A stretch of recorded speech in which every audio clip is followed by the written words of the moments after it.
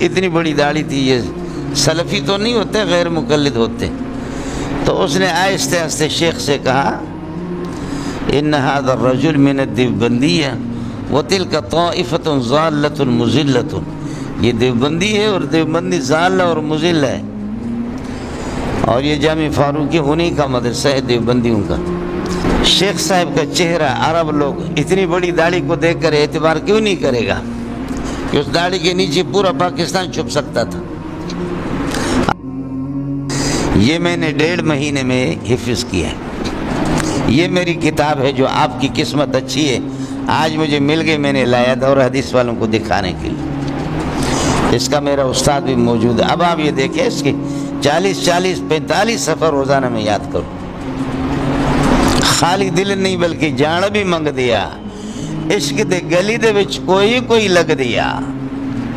حرم شریف میں ہے کہ نہیں؟ حرم شریف میں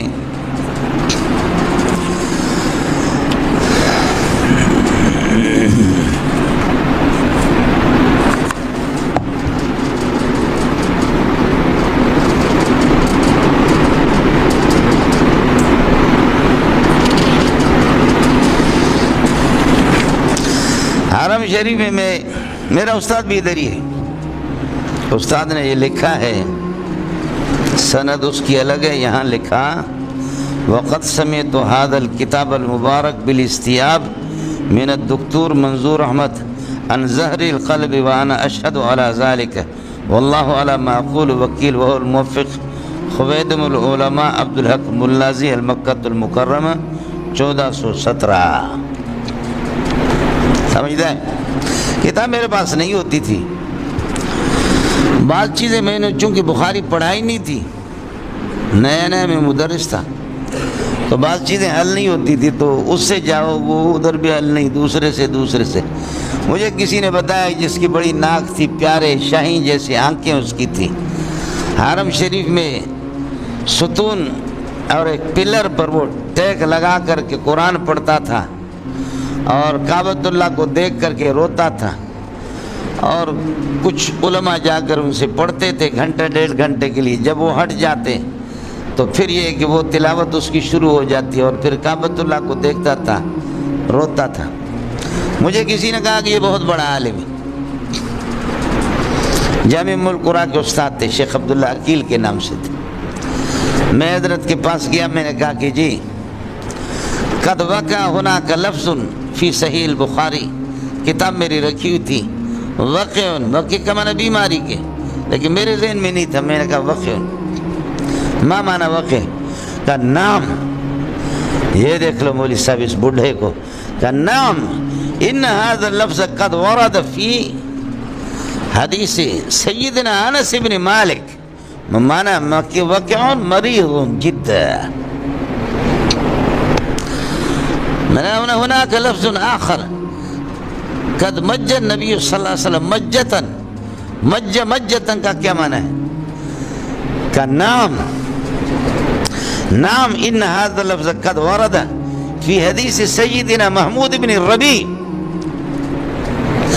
میں لفظ بتا رہا ہوں، وہ راوی بھی بتا رہا ہے، وہ سند بھی بتا رہا ہے. قد وقع هذا اللفظ فی حدیث سیدنا محمود بن ربیع ومعنى مجة ان النبي صلى الله عليه وسلم اخذ الماء في فمه المبارك ثم بعد ذلك فعل في وجه هذا الصحابي هكذا فعل. تو یہ پھنکارنا ہے نا پیار محبت میں، ان کے ڈول سے حدیث آئے گی آپ کے سامنے. جی جو لفظ بتا دو ٹھک وہ بتائے، جو بھی لفظ پوچھو ٹھک. اس کے مقدمے میں پھر دوسرے دن میں کتاب لے کر کے گیا. اس میں لکھا ہوا ہے کہ اگر کوئی یہ کہہ دے کہ بخاری کی ساری روایتیں صحیح نہ ہو تو اس کی بیوی کو طلاق، میری بیوی کو طلاق، اس کی بیوی کو طلاق نہیں پڑے گی، اس لیے کہ ساری روایتیں صحیح ہیں. میں نے کہا لعل هذا الحکم لا يوافقه المحققون، یہ لکھا ہوا تھا میرا. اس نے کتاب مجھ سے لے لی. یہ دیکھا کہ اس بات سے محققین اتفاق نہیں کرتے، ضعیف اور موضوع بھی کسی نے کہا کہ روایت اس میں ہے، البتہ متفقن علی ضعف ایسا نہیں ہے. باقی ضعیف کی قول تو لوگوں نے کی ہے. تو لعل هذا الحکم لا يوافقه المحققون، محققین اس بات سے اتفاق نہیں کرتے. کہا کہ من کتب هذا، میں نے کہا انا کتبت هذا. کہا انصفت کل الانصاف، آپ نے زبردست بات کی. سمجھ رہی ہے کہ نہیں؟ پھر ہماری اور ان کی دوستی لگ گئی. باقی قصے کسی اور ٹائم پہ آپ کو بتا دوں گا. ہماری دوستی پہ پھر اثر کیسے پڑا. مجھے کہا کہ بیٹا میں یہاں آ کر کے پڑھاتا ہوں، سمجھے، میں آ کر کے یہاں پڑھاتا ہوں اور بوڑھا آدمی ہوں، جیسے فرض پڑھتا ہوں پھر یہاں سے نکلتا ہوں باب العمرہ سے، اور جا کر کے باب عمر سے نکل جاتا ہوں. بقالۃ الشامی، یہ بڑی بلڈنگ تھی، اب وہ بلڈنگ ہے گرائی، یہ بھی میری بلڈنگ ہے. اور اس پہ آپ جو ہے نا یہاں سے جب بھی فارغ ہوں آ کر کے کھانا وہیں کھائیں اور آرام کبھی کریں، آرام بھی کریں. دوسرے لوگ بھی آتے ہیں، آپ کا کھانا مفت ہوگا. جب تک آپ یہاں حج نہیں کر کے جائیں گے آپ ہمارے مہمان ہیں. کھانا میرا تھا. کچھ دن گیا، اتنی بڑی داڑھی والا ایک دن آ گیا. اس نے کہا کہ یہ بندہ بخاری یاد کر رہا ہے اور بہت بڑا مولوی ہے. تو اس نے کہا کہ مجھ سے، وہ تھا اجمی تھا، کہنے لگے کہ آپ کہاں کے؟ میں نے کہا پاکستان کو. کہاں ہوتے؟ میں نے کہا جامع فاروقی میں پڑھا رہا ہوں، دیوبندیوں کا مدرسہ. میں نے کہا اتنی بڑی داڑھی تھی. یہ سلفی تو نہیں ہوتے، غیر مقلد ہوتے. تو اس نے آہستہ آہستہ شیخ سے کہا ان هذا الرجل من الدیوبندیہ وتلك طائفة ضالة مضلة، یہ دیوبندی ہے اور دیوبندی ضال اور مضل ہے، اور یہ جامع فاروقی انہی کا مدرسہ ہے دیوبندیوں کا. اب میری روٹی پہ لات ماری اس نے. میں نے کچھ سنایا، اس نے آہستہ آہستہ بات کی. شیخ صاحب کا چہرہ، عرب لوگ اتنی بڑی داڑھی کو دیکھ کر اعتبار کیوں نہیں کرے گا کہ اس داڑھی کے نیچے پورا پاکستان چھپ سکتا تھا. میں نے ان سے کہا کہ اچھا ہم لوگ ضال اور مضل ہیں؟ کہا نہیں میں نے آپ کے بارے میں نہیں کہا. میں نے کہا نہیں، اردو نہ بول، اب عربی بول. میں نے کہا واللہ انہو یفتری علیہ فی بیت اللہ الحرام، اللہ کے گھر میں یہ دجال جھوٹ بول رہا ہے. میں نے ان سے بولا کہ عقیدۃ الطحاوی کس کی کتاب ہے، تمہارے غیر مقلدین کی یا ہماری ہے؟